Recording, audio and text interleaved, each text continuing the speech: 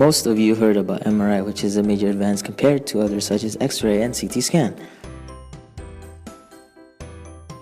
MRI scanners have been in medical use since the 1970s, but the technology has evolved considerably over the past 40 years. This use of the MRI to detect brain functioning rather than a purely diagnostic tool is referred to as the fMRI, functioning MRI. In other words, while someone's brain is being scanned using an MRI, the person can be used questioning, shown picture, etc. So researchers can see which parts of the brain are activated during their task. Equipment like this was used by Philip Ross to test his hypothesis.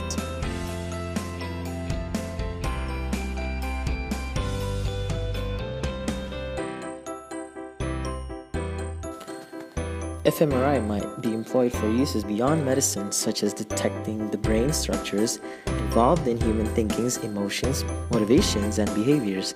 Specifically, Ross examines a study that tests the potential of the fMRI to determine if a person is telling the truth.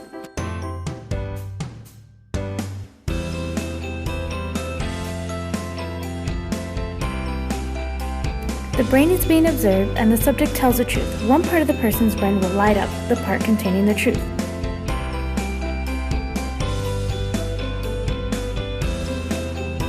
A lie cannot exist unless it is hiding the truth, and these two processes lie in different parts of the brain.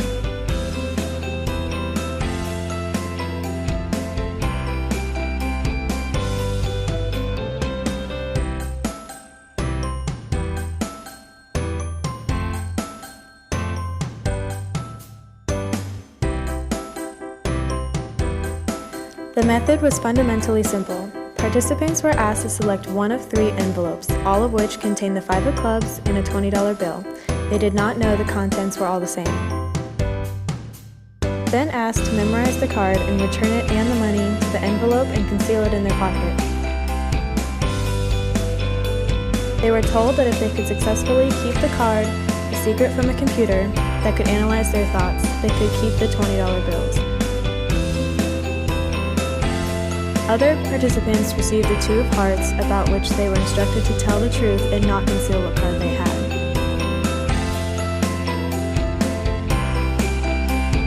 Each participant was then placed on the fMRI scanner with access to a yes or no button. They were then asked, "Do you have this card?" The researchers were aware of which card the participants possessed, but the participants did not know this.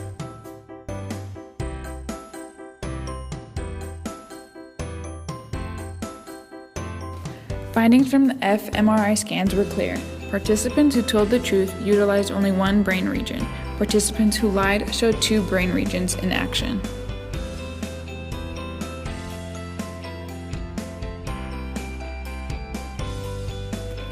These findings were significant for 2 primary reasons.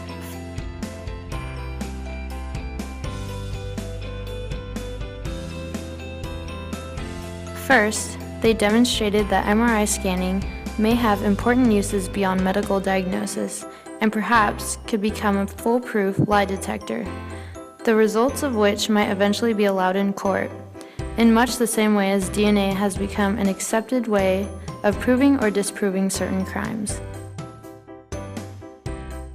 Second, this study broadened our understanding of the amazing specialization of the human brain.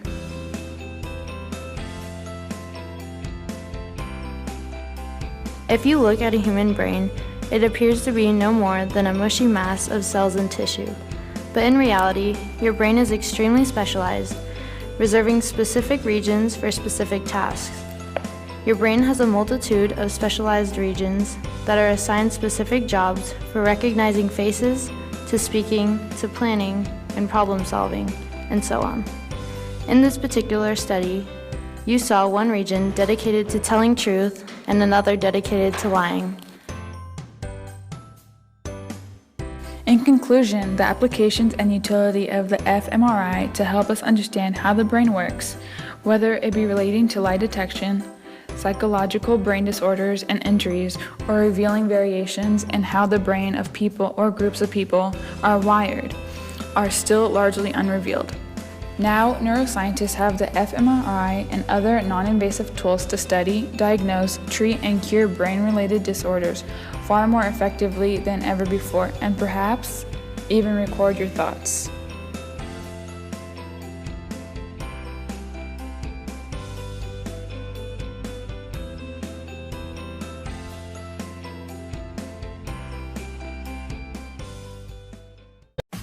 Why love you lying? Why you always